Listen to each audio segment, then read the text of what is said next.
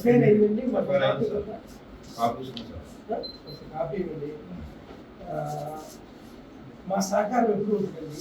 మేము 5 సంవత్సరాలు శాంతితో ఇప్పుడు వీళ్ళు తెలియదు కాబట్టి సరిపోయింది. మీరు అన్నారు కదా కొట్టారని, మేమైతే ఇంకా చేసేవాళ్ళం. మళ్ళా చెప్పాను, ఇంకా చేసేవాళ్ళం. మేమైతే ఇంకా చేసేవాళ్ళం.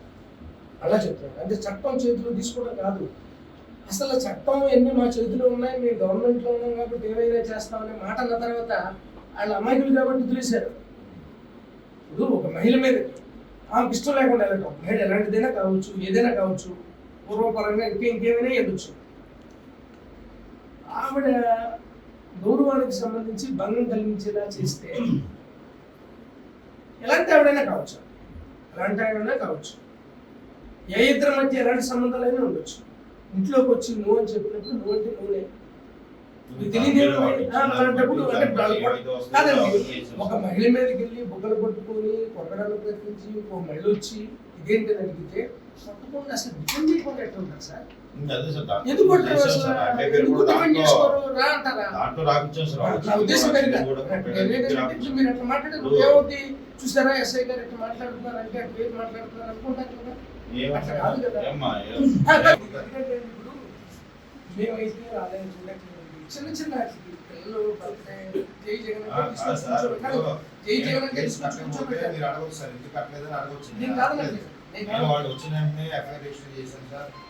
ఈ ప్రభుత్వం వచ్చిన తర్వాత మహిళల మీద దాడులు, రకరకాలుగా అవమానాలు, నిత్యకృత్యం, ప్రతిరోజు ఒక సంఘటన వచ్చిన దగ్గర నుంచి ఇది జరుగుతూ ఉంది. ప్రతిపక్షంలో ఉన్నప్పుడు రకరకాలుగా మాట్లాడారు. ఈ ప్రస్తుతం గౌరవనీయులు హోంశాఖ మంత్రి గారు మాట్లాడారు, రకరకాలుగా మాట్లాడారు, అవహేళన చేశారు దిశ చట్టాన్ని.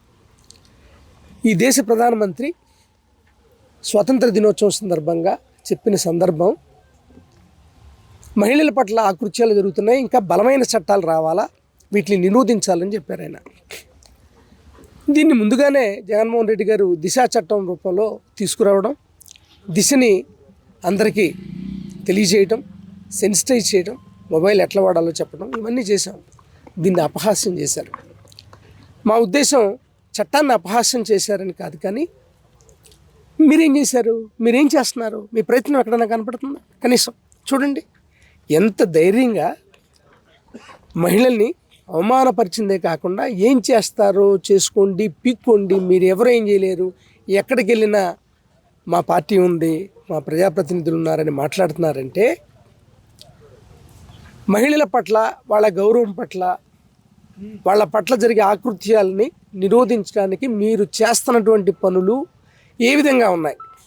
ఎక్కడన్నా ఒక చర్య చేపట్టారా దీన్ని నియంత్రించడానికి? నియంత్రించకపోగా ఈ దేశ ప్రధానమంత్రి చెప్పిన దానికి ఈ రాష్ట్ర మాజీ ముఖ్యమంత్రి గారు ముందుగానే చేపట్టిన చట్టాలని అపహాస్యం చేయడమే కాకుండా మొత్తం అందరినీ కూడా ఇది సర్వసాధారణంగా తయారు చేశారు. ఏ దశకి వెళ్ళిందంటే చేసేవాడు ఏం చేసినా ఏం కాదు అనే ఒక రకమైనటువంటి ఆలోచన, లేకపోతే బలం చేకూరే విధంగానే ఉందని చెప్పడానికి సిగ్గుపడుతున్నాం మేమంతా.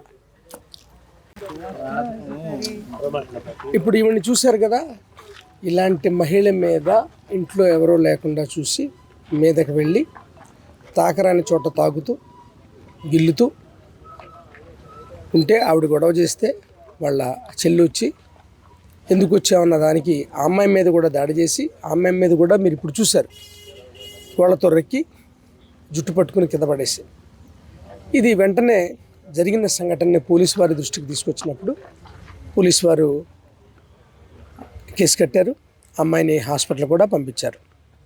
పోలీసు వారు వాళ్ళు చేయాల్సిన పని చేశారు. వీళ్ళు పోలీస్ స్టేషన్కి వచ్చి చెప్పిన తర్వాత కూడా సదరు వ్యక్తి రాత్రి అసభ్యకరంగా మాట్లాడుతూ మీరేం చేయగలరో చేసుకోండి అని చెప్పి బట్టలు విప్పి చూపించే పరిస్థితి.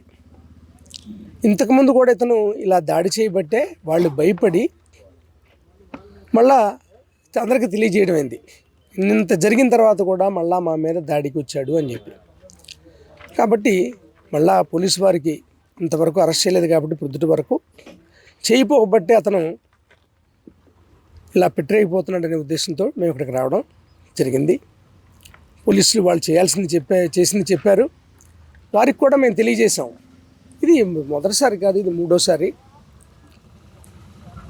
మీరు ఎంత చేసినా కూడా అతను మీరేం చేయగలరని చెప్పి అసభ్యంగా ప్రవర్తిస్తున్నాడు. కాబట్టి వాళ్ళు కోరుకున్న విధంగా వాళ్ళకి రక్షణ కల్పించాలి అని చెప్పడం జరిగింది. తర్వాత ఎఫ్ఐఆర్ కాపీ తీసుకోవడం కూడా జరిగింది. ఎఫ్ఐఆర్ కాపీలో వీళ్ళు చెప్పేది ఏంటి, అసభ్యంగా తాగడమే కాకుండా బొగ్గులు గెలటమే కాకుండా మా మీద మానభంగానికి ప్రయత్నించాడు అని మేము చెప్పామని వీళ్ళు చెప్తున్నారు. కానీ సెక్షన్లో అది వర్తించేలాగా లేదు. ఇప్పుడు అడిగితే వాళ్ళు ఏం చెప్తున్నారు, డిపార్ట్మెంట్ వాళ్ళు రేపు ఎంక్వైరీలో కనుక అది ఉంటే ఖచ్చితంగా మేము ఆ సెక్షన్ పెడుతున్నామని చెప్తున్నారు. మీకు అర్థమైంది కదా ఇప్పుడు ఎందుకు అంత ధైర్యంగా ఉన్నాడు అనేది. ఎఫ్ఐఆర్ ఏ విధంగా పెట్టారు, వీళ్ళు చదువు రాదు, మాకు చదువు రాదండి, రాదు, వాళ్ళే రాసి పెట్టారు కానీ వినిపించారు. మానభంగం చేయడానికి ప్రయత్నించాడని వీళ్ళు చెప్తున్నారు. బొగ్గల గిల్లి తాకరాని చోట తాకినోడు దేనికి వెళ్తాడు, ఆ సెక్షన్ ఎందుకు పెట్టలేదు అనేది ఆశ్చర్యకరమైన విషయం. ఖచ్చితంగా ప్రజలే తిరగబడతారు. వైఎస్ఆర్ కాంగ్రెస్ పార్టీ కూడా ఏ విధంగా చెప్పాలో ఆ విధంగా చెప్తుంది. ఎందుకంటే దేశం మొత్తం ఒక రాజ్యాంగం అయితే ఆంధ్రప్రదేశ్ రెడ్ బుక్ రాజ్యాంగం. అందులో భాగంగానే ఒక వ్యక్తి మంచినీళ్ళు అడిగి వాళ్ళ ఇంట్లో కూర్చున్నందుకే నాన్ బెయిలబుల్ కేసు పెట్టినటువంటి సందర్భం ఈ నియోజకవర్గంలో ఉంటే, అదే నియోజకవర్గంలో మానసికంగా బలం లేని ఒక మహిళ దగ్గరికి వెళ్ళి బొగ్గలు గిల్లి తాకరాని చోట తాకి